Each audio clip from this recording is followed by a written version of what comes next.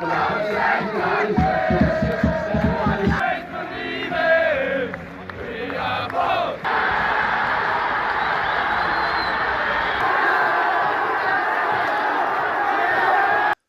guys, welcome back to Irish Footy Vlogs, and today basically I have a League of Ireland news weekly kind of show. This will be done every week providing we have a decent amount of news, so let's basically get straight into this. Now first up is news from the FAI regarding a possible restart. We have a restart penciled in for August 1st. Now the FAI, after coming back to clubs with a better package in regards finances, the only issue is we're not sure if clubs are going to agree to this necessarily yet. Some people see it as a good development, but there's another issue where we would only play 18 games this season, 5 been played already, so we would see 13 games being played and then the season would end.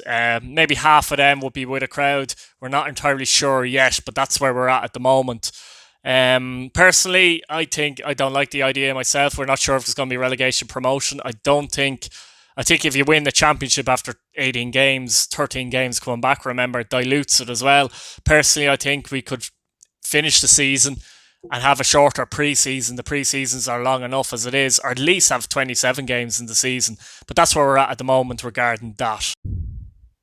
Now, Finn Harps have launched a fundraising initiative to provide vital improvements to Finn Park in order to secure the return of football to Ballybuffet. They've set up a GoFundMe page called Bring Football Back to Finn Harps. So check that out. Donate there if you feel like it.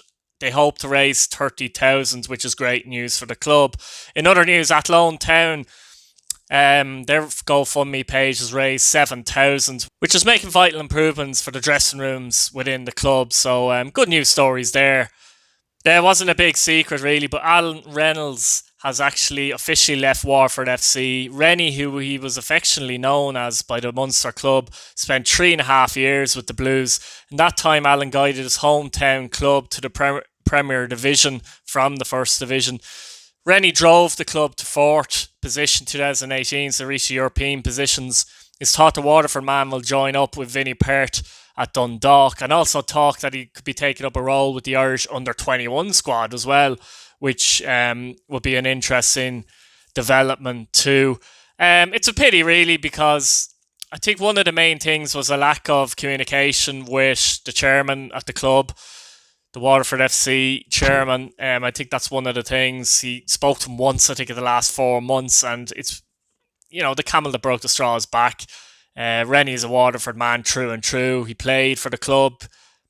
He managed the club. Big loss to Waterford, and hopefully things will improve for them going forward.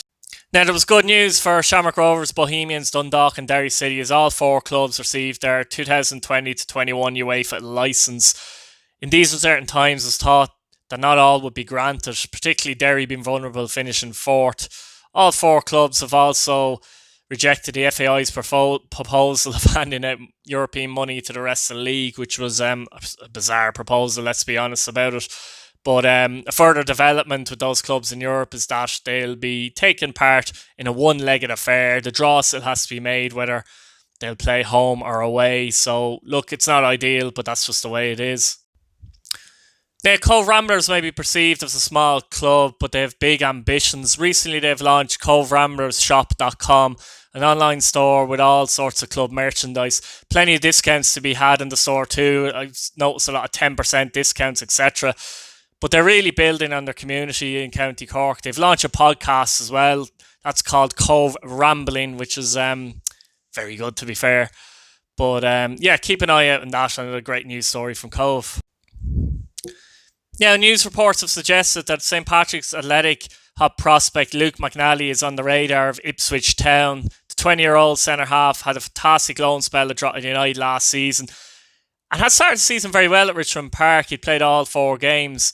The Saints will no doubt be hoping to keep him, but with the uncertainty going on, I suppose you wouldn't blame a player for leaving for pastures new. Also, the big blow could be that Pats may receive no compensation for the player, which I think is the biggest worry regarding clubs in Irish football. Now, finally, we have a picture. Yes, that's right. That's Gary Deegan of Shelbourne. And what the hell is that, Gary?